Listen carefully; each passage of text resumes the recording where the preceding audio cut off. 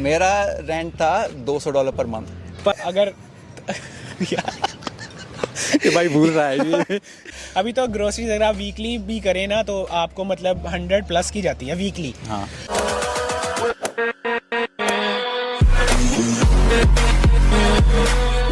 Hello guys, welcome back to another video. कैसे हैं आप सब लोग? तो आज हमारे साथ हैं सैम शर्मा, ठीक Hi है। guys. और भाई को आप लोगों ने ज़्यादातर इंग्लिश बोलते ही देखा होगा, लेकिन आज भाई हमारे से हिंदी में उर्दू में बात करेंगे, ठीक है। तो भाई पहले कुछ बोलें, व्यूअर्स को हिंदी बोल के दिखाएं, उनको पता चले आप बोलते भी हैं। पहले ही बात तो वही सीधी बोल देता हूँ कि सब्सक्राइब कर लो पहले चैनल का भाई साहब। नहीं तो अभी भाई से मिले हैं थोड़ी देर पहले, बहुत अच्छा लगा है। हमारे पास एक और भाई भी हैं, उनके साथ भी वीडियो की है अभी हमने। इंग्लिश वाली भी वीडियो एक आएगी, हाँ। बड़ी इंटरेस्टिंग आएगी, वो दूसरे इंग्लिश चैनल पे, तो वो नीचे लिंक में मिल जाएगा डिस्क्रिप्शन में। तो ये अभी भाई से मिले तो अभी करते हैं शुरू वीडियो, भाई को बोलने का मौका देते हैं। तो इस वीडियो में मैं कर रहा हूँ भाई के साथ, मतलब हम कंपैरिजन करेंगे ऑस्ट्रेलिया का। इन 2006 से 8 तक भाई ने स्टडी किया है और मैंने स्टडी किया 2022 और 3 में ऑन गोइंग है, ठीक है। तो ऑस्ट्रेलिया का कंपैरिजन करेंगे, क्या अकोमोडेशन के रेट क्या थे, तब क्या थे, अभी क्या है, ग्रोसरीज ईच एंड एवरीथिंग, उसके बारे में इस वीडियो में टोटल बात होगी। तो अभी बिना कोई टाइम वेस्ट किए अपनी वीडियो को स्टार्ट करते हैं। तो पहला क्वेश्चन मैं भाई से पूछता हूँ, तो भाई आप कब आए थे ऑस्ट्रेलिया में? तो मैं नवंबर 2006 में आया था। तो पहली फ़्लाइट जब आई थी तो मतलब एक्साइटेड थे सभी स्टूडेंट्स। मैं अपने एक आधे दोस्त के साथ आया था, मतलब एक आधी फ़्लाइट मिस हो गई थी हमारी, लेकिन 2006 में नवंबर में लैंड किया था यहाँ पे ऑस्ट्रेलिया में। ठीक है। तो भाई आप जब 2006 में आए थे तो अभी का ऑस्ट्रेलिया तो बहुत ज़्यादा डिफरेंट है। हम देख रहे हैं, हम आते हैं इधर, बहुत सारे अपने लोग देखने के मिलते हैं इंडिया से, पाकिस्तान से, लेकिन तब का बताएं थोड़ा। आप आए मेलबर्न सिटी में थे, मेलबर्न में आया तो था। अभी तब आपका क्या एक्सपीरियंस था? आप इधर आए थे, कितने किधर आपको लोग मिले थे और अकोमोडेशन आपने कैसे फाइंड की थी उस टाइम पे? तो मेरा एक दोस्त यहाँ पे पहले से रहता था, तो मैं मतलब कि उसको बता के आया था कि मैं आ रहा हूँ, तो उसी के साथ मैंने स्टे किया था आते ही। तो अकोमोडेशन अगर ढूंढनी है तो मोस्टली आपको रेफरेंस की तरह ही, मतलब कि अगर आपको कोई जानता हो तो आसान हो जाती है। तो उस टाइम भी सेम ही सीन था, आई एक्सपेक्ट कि अभी भी सेम सीन ही है। सेम ही सीन है। तो अभी का ये सीन है, मैं आपको बता देता हूँ थोड़ा, कि अभी भी अकोमोडेशन मतलब इतनी डिफिकल्ट हो गई है इधर मिलने के। पहले लोग कम थे, अब नहीं मिलती थी, और अभी लोग बहुत ज़्यादा हो गए हैं। अकोमोडेशन मिलना काफ़ी ज़्यादा डिफिकल्ट हो गया है। तो रेफरेंस से ही आप लोगों को ज़्यादातर मिलती है। और अभी नेक्स्ट क्वेश्चन की तरफ बढ़ता हूँ। तो भाई आपने कौन सी स्टडी की थी? आपका कोर्स कौन सा था और कौन सी यूनिवर्सिटी थी आपकी? मैं मास्टर ऑफ अकाउंटिंग की थी 2006 में। जो कोर्स किया था उसके यूनिवर्सिटी थी सेंट्रल क्वींसलैंड यूनिवर्सिटी, जो CQU कहते हैं जिसको लोग किया था।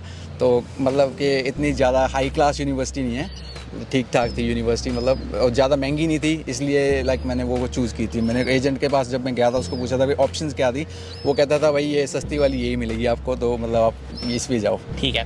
तो आपने 3 इयर्स में अपना बैचलर्स कंप्लीट किया था पहले? नहीं, पहले बैचलर इंडिया में किया था, यहाँ पे मास्टर्स की। तो भाई ने इधर से अपना मास्टर्स किया। तो अभी जो मेन बात है वो है फीस की। तो आपने इधर से कैसे अपनी फीस मैनेज की थी? तब आपको कितना वर्क अलाउ था यहाँ पे? तो 20 आवर्स अलाउड था तब भी। तो तब काफ़ी स्ट्रिक्ट थे, रूल्स काफ़ी स्ट्रिक्ट थे, लेकिन मैंने ऐसे किया था मैंने कि पहले जो 2 फीस आई थी मेरी वो घर से आई थी। ठीक है। तो मैंने ये फोकस किया था कि यार अगर मैं एक सेमेस्टर या एक सब्जेक्ट में फ़ेल होता हूँ तो मेरी फ़ीस बहुत ज़्यादा जाएगी। तो इस चक्कर में मैंने क्या किया, मैंने फोकस किया स्टडी पे। तो स्टडी पे फोकस करता मतलब कि आपको ज़्यादा काम नहीं कर सकते। तो उस चक्कर मेरी 2 फीसें घर से आई थी, तो पिछली 2 थी जो वो मैंने खुद निकाली थी। ठीक है। तो अभी की मैं आप लोगों को बात बताता हूँ। अभी मोस्ट ऑफ द स्टूडेंट्स क्या करते हैं, वो इधर आते हैं और उनका ज़्यादा ध्यान होता है काम पे, कि हम काम करें, पैसे बनाएं, ठीक है। तो अभी भाई ने जैसे आप लोगों को बताया कि उन्होंने ये काम नहीं किया था, उन्होंने पहले अपनी स्टडी पे फोकस किया, काम थोड़ा कम कर लिया बिकॉज उनकी 2 फीसेस घर से आ गई थी। तो आजकल वैसे भी लोगों के पास बहुत सारे ऑप्शन होते हैं, आप लोन अप्लाई कर सकते हैं। तो आपकी मोस्ट ऑफ द स्टूडेंट्स मैं देखता हूँ उनकी फीसेस ऑलरेडी पे हुई होती हैं, ठीक है। उनके पास 2-2 साल की फीस ऑलरेडी लोन से पे होती है। तो वो अपना इधर आगे पहले स्टडी पे फोकस करें। अगर आप फेल हो गए तो आप लोगों को काफ़ी ज़्यादा पैसे देने पड़ते हैं, और वो आपको अपनी पॉकेट से देने पड़ते हैं, ठीक है। तो इस बात का भी आप लोग बहुत ज़्यादा ध्यान रखें। तो भाई अभी थोड़ा सा बताएं TR के बारे में। 485 वीज़ा जो अभी आया हुआ है, जो भी हम अगर मास्टर्स करते हैं, बैचलर्स करते हैं, उसके बाद हमें TR लेनी पड़ती है। अपनी स्किल असेसमेंट करवाने से पहले हमें वर्क करना पड़ता है। तो तब क्या था 2008 में जब आपने मास्टर्स किया? तब 485 ऐसा कुछ विजन नहीं था, मतलब आपको अप्लाई करना था, मतलब आपके पास IELTS के बैंड के आ गए या फिर आप प्रोफेशनल ईयर कर लो, तो उसके बाद सीधी अप्लाई होती थी PR। तो उस चक्कर में थोड़ी आसान थी PR उस टाइम पे, कि आपको या तो वो 7 ईच ले आओ IELTS में, या फिर आप प्रोफेशनल ये कर लो, दोनों में से एक ऑप्शन कर ली तो आपकी PR हो जाएगी उसके बाद। तो आपने कौन सा चूज़ किया था ऑप्शन इनमें से? मेरा एक्चुअली हो रहा था कि प्रोफेशनल ईयर ही करना पड़ेगा मेरे को भी, क्योंकि मेरे एक बार मैंने अटैम्प्ट किया था इंडिया में, अटैम्प्ट किया था आइल्स, मेरे स्कोर नहीं आए थे, 6.5 आ गए थे एक में। तो मैंने यहाँ पे ऑस्ट्रेलिया में अटैम्प्ट किया था, तो वहाँ पे तब आ गए थे। और मेरे को याद है वो दिन जब मेरे पास वो रिजल्ट आया था ना आइल्स का, तब पोस्टल आता था एड्रेस, तो पोस्टल आया था, तो मैं घर पे था, हम 3 बैठे थे हमारे फ्रेंड्स, तो खोला, मैंने कहा देखें यार कि PR आ गई कि नहीं आई। हाँ। खोला तो मतलब खुशी से काफ़ी मतलब। तो अभी का क्या सीन है? अभी PR लेना IT में, स्पेशली आपने IT में किया था मास्टर्स? मैंने अकाउंटिंग में। तो अकाउंटिंग में तो अभी भूल जाओ अगर कि भाई भूल रहा है ये।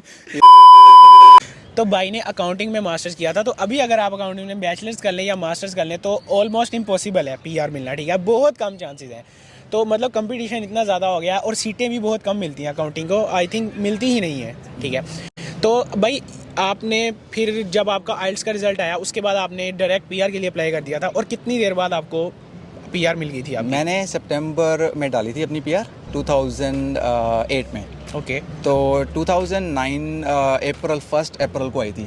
और एक इंटरेस्टिंग बात बताता हूँ कि 1 अप्रैल को आई थी, मेरे को फ़ोन आया मेरी लॉयर का 1 अप्रैल को, कहती आपकी PR आ गया। मैंने कहा तू बना मत, कल फ़ोन कर लियो मेरे को। कहती नहीं आगे सच्ची ईमेल कर देती हूँ, मेरे को ईमेल कर दी उसने सारी डिटेल, कहती आगे देख ले। मैं कहा यार खुश हो गया, मैं अपने दोस्तों को फ़ोन कर रहा हूँ, कहते रहने दे यार 1 अप्रैल है, हमें ना बना, कल कर लेना फ़ोन अगर सच्ची है ये तो।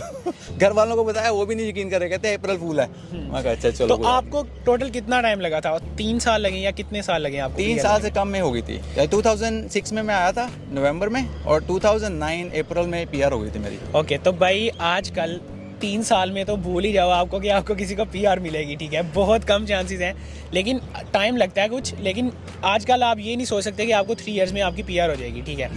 तो भाई एक और चीज़ बताएं, अकोमोडेशन उस टाइम पे आप अपने दोस्त के पास रह रहे थे, रेंट क्या था उस टाइम आपका? यार रेंट एक्चुअली हम शेयर्ड अकोमोडेशन में थे, कोई ज़्यादा खास नहीं थी जगह, तो रेंट बहुत ही कम था हमारा। कितना?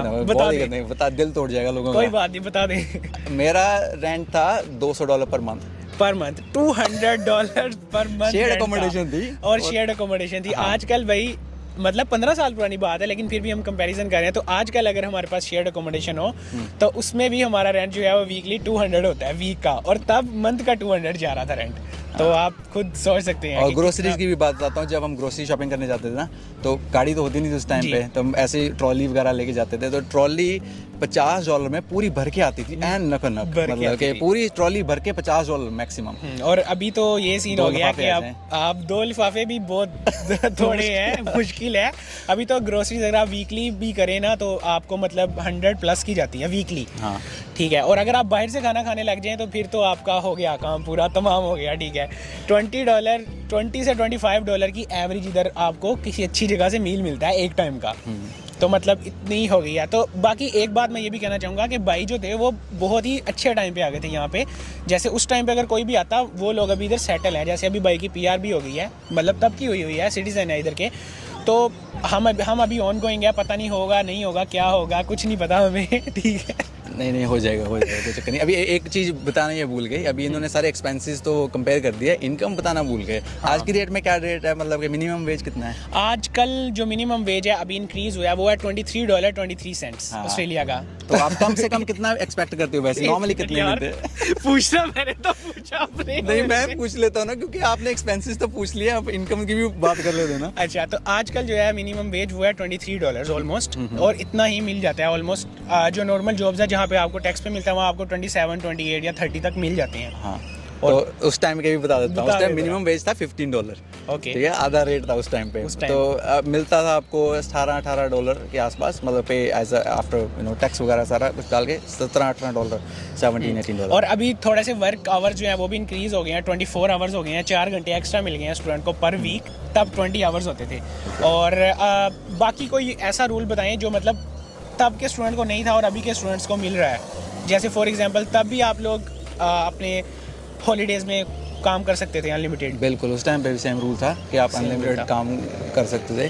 रूल कोई डिफरेंट ऐसा कोई दिमाग में नहीं आ रहा, नहीं लेकिन आ रहा। सिमिलर रूल्स ही हैं काफ़ी, लेकिन उन्होंने थोड़े एडिशनल स्टेप्स बढ़ा दिए हैं। लाइक अभी आपको 485 डालना पड़ेगा, उसके बाद कुछ ऑप्शन नेक्स्ट मिलेगी, तब ऐसी ऑप्शन बीच में एक नहीं थी। तो ये क्या करते हैं कि थोड़ा आगे मुश्किल ही कर रहे हैं, मुश्किल कर रहे हैं। इनके लिए अभी मुश्किल है ना, जो आगे स्टूडेंट 10 साल बाद आएंगे ना, उनसे पूछना, वो बताएंगे कि अली भाई ने तो बड़ी आसानी से पीआर डाल दी थी, इनको तो सिर्फ 485 मतलब 485 वीज़ा करना था, या फिर आयल्स में इतने करने थे। तो ऐसा सीन होता है। और भाई एक लास्ट क्वेश्चन जॉब के बारे में ही पूछना है, तो तब कितना डिफिकल्ट था जॉब ढूंढना? जॉब ढूंढना मतलब कि एज अ माइग्रेंट और स्टूडेंट हमेशा ही डिफ़िकल्ट होता है, क्योंकि एक नए कंट्री में आ रहे हो, आपकी कोई लाइक मम्मी पापा की पहचान है ना, कुछ और मतलब सीन है, तो आपको आते मतलब स्ट्रगल करना ही पड़ेगा। तो इस चक्कर में सभी को मैं यही एक ही सजेशन देता हूँ कि you have to be patient. मिलती नहीं है आते ही जॉब किसी को भी।